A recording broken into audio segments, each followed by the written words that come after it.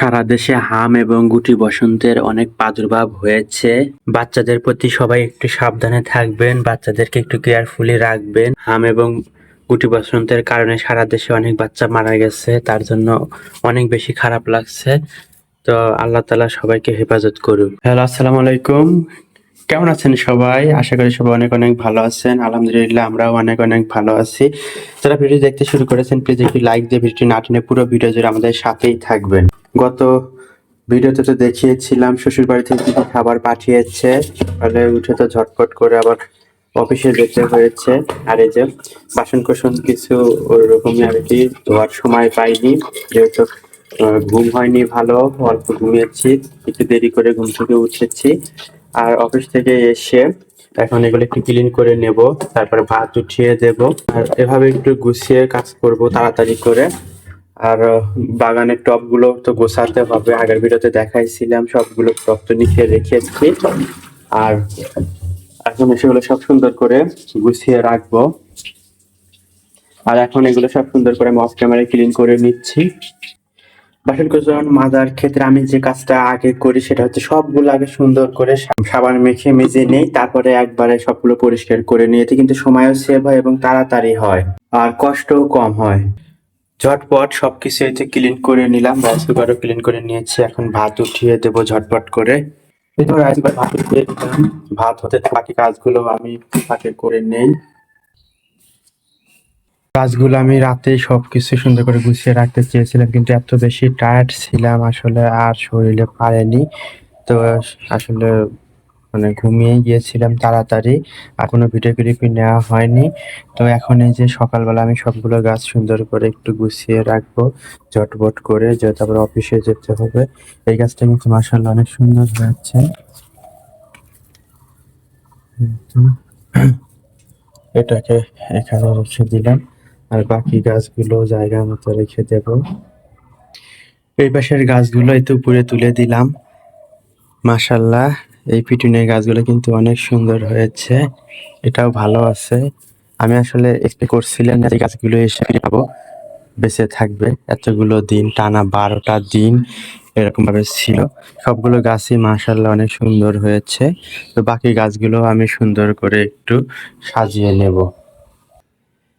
পুদিনা গাছটা অনেক সুন্দর গ্রো হয়েছে, এই যে অনেক ঝোপালো হয়েছে মাশাআল্লাহ। এটা এখানে রেখে দিলাম, তার পাশে এই গাছটা রাখলাম, এখানে একটা পিটুনিয়া গাছ রাখলাম। আর এই গাছটা ক্যাজেনিয়া, এটা একটু কেমন কেমন হয়েছে জানি না, এটা বাঁচবে কিনা বোঝা যাচ্ছে না। আর বাকি গাছগুলো আমি ধীরে ধীরে সবগুলো সুন্দর করে গুছিয়ে নিচ্ছি। কাটা মুকুটের 4টা বড় বড় গাছ একসাথে এই স্ট্যান্ডে রেখে দিলাম। আর কাটা মুকুট গাছ তো সবসময় অনেক ফুল দেয়, অনেক সুন্দর হয়, এই গাছগুলো অনেক সুন্দরই আছে। এগুলোই যেভাবেই আমি এখানে রেখে দিলাম।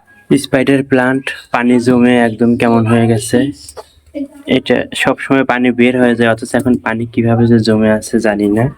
তো এটাও আমি এখানে রেখে দিচ্ছি, আপাতত বাইরে রাখা দিচ্ছি, দেখা যাক ভালো থাকে কিনা। স্নেক প্ল্যান্টটা এখানে ঝুলিয়ে দিলাম, আর এই যে অ্যালোভেরা গাছটা এখানে রেখে দিলাম, আর তার উপরে রাখলাম পার্পেল হার্ট। পার্পেল হার্টটাও সুন্দর হয়েছে। তো এভাবে একটু গুছিয়ে নিলাম। আর ওই বারান্দাতে বেশ কিছু গাছ আছে, সেগুলো আর কি একটু গুছিয়ে নেব। কিছু তো এই বারান্দাতে ছিল, আর কিছু ওই বারান্দাতেও তুলে রাখবো। বারান্দার কিছু গাছও আমি সুন্দর করে গুছিয়ে নেব। এগুলো একটু উপরে রেখে দিচ্ছি, এগুলো এখানে ছিল, সুন্দর করে এটা রেখে দিলাম, এটাও এখানে রেখে দিলাম। গাছগুলো অনেক সুন্দর হয়েছে মাশাআল্লাহ। আর অন্যান্য গাছ এখানে একটু সাজিয়ে রাখবো, যেগুলো এখানে ছিল সেগুলো এখানে রাখবো, যেগুলো ওই বারান্দায় সেগুলো ওই বারান্দায় রাখবো। গাঁদা ফুল গাছ ওই বারান্দাতে ছিল, চন্দ্রমল্লিকা ওই বারান্দাতে ছিল, এইগুলো আমি ওই বারান্দাতে নিয়ে যাচ্ছি। গাছ অনেকগুলো উপরে তুলে ফেলেছি। এখানে জবা গাছটা দিয়েছি, এটা তাকে ছাদে ছিল, এখানে এটা দিয়েছি, এখানে এটা, এখানে এটা, এভাবে সাজিয়ে নিলাম। আর এখানে 2টা দিয়েছি। আর রেইন লিলিটা তো আগে এখানেই ছিল, এখানে একটা টাইলস দেবো, তার উপরে রেইন লিলিটা রাখবো। আর এভাবে কিন্তু সুন্দর করে গুছিয়ে নিলাম। আর এই যে ভূমি চাপা গাছ, এটাতেও ফুল ধরে এই মার্চ মাসে মাশাআল্লাহ অনেকগুলো কলি এসেছে, আর অনেক সুন্দর ফুল ফুটেছে। এখানে কেলাঞ্চ আছে, কেলাঞ্চটা উঠিয়ে রাখবো। আর এটা হচ্ছে চন্দ্রমল্লিকা, এটা ওই বারান্দাতে নিয়ে যাচ্ছি। চন্দ্রমল্লিকা এখানে একটা রেখেছি, আর এই পাশে ফাঁকা আছে, এখানে আর একটা রাখবো। এটা এখানে রেখে দিলাম চন্দ্রমল্লিকা। বেশি টাইট হয়ে যাচ্ছে, দেখি রিঅ্যারেঞ্জ করা যায় কিনা। দুইটা চন্দ্রমল্লিকা পাশাপাশি রাখলাম, আর ভূমি চাপা গাছটা ওই পাশ থেকে নিয়ে এসেছি, এটা এখানে রাখলাম এইটার পাশে। এখানে একটা পিটুনিয়া গাছ উঠিয়ে দিছি, এখানে একটা পিটুনিয়া গাছ। তো এভাবে একটু সুন্দর করে সাজিয়ে নিলাম।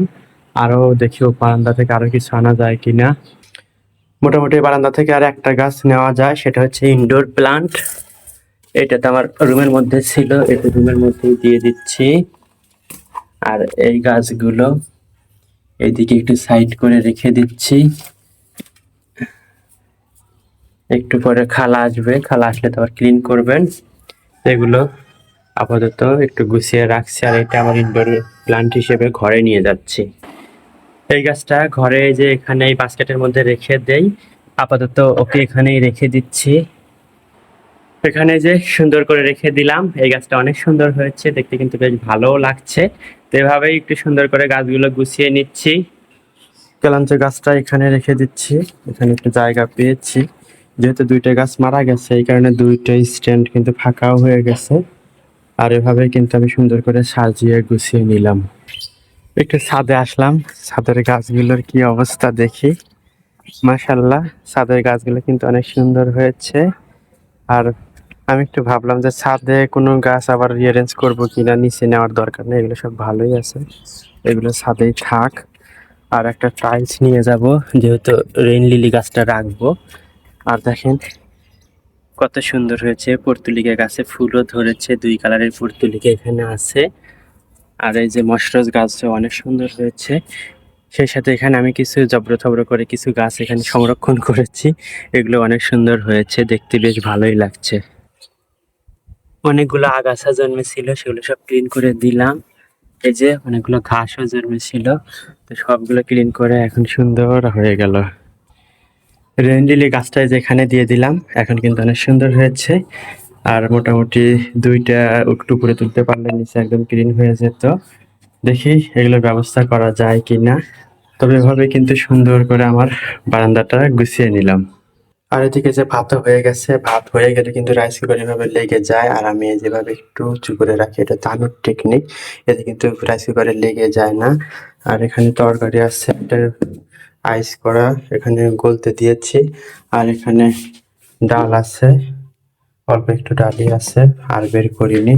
তো সবকিছু এখন গোসল করে তারপরে গুছিয়ে নেব, তারপরে একটু একটা কাপড়ও ইস্ত্রি করবো, দেন অফিসে যাব। তো খালা সুন্দর করে মেঝে একদম পরিষ্কার করে দিয়ে গেছে, পুরো বারান্দাটা একদম নিট অ্যান্ড ক্লিন। আর এখন এই যে একটু ফাইনাল লুকটা আপনাদের সাথে শেয়ার করছি, আর পরবর্তীতে ইনশাল্লাহ আবার শেয়ার করব। তবে আজকের ভিডিও থেকে এখানে বিদায় নিচ্ছি, অফিসে যাব, সময় কম। টাটা, আল্লাহ হাফেজ, আসসালামু আলাইকুম।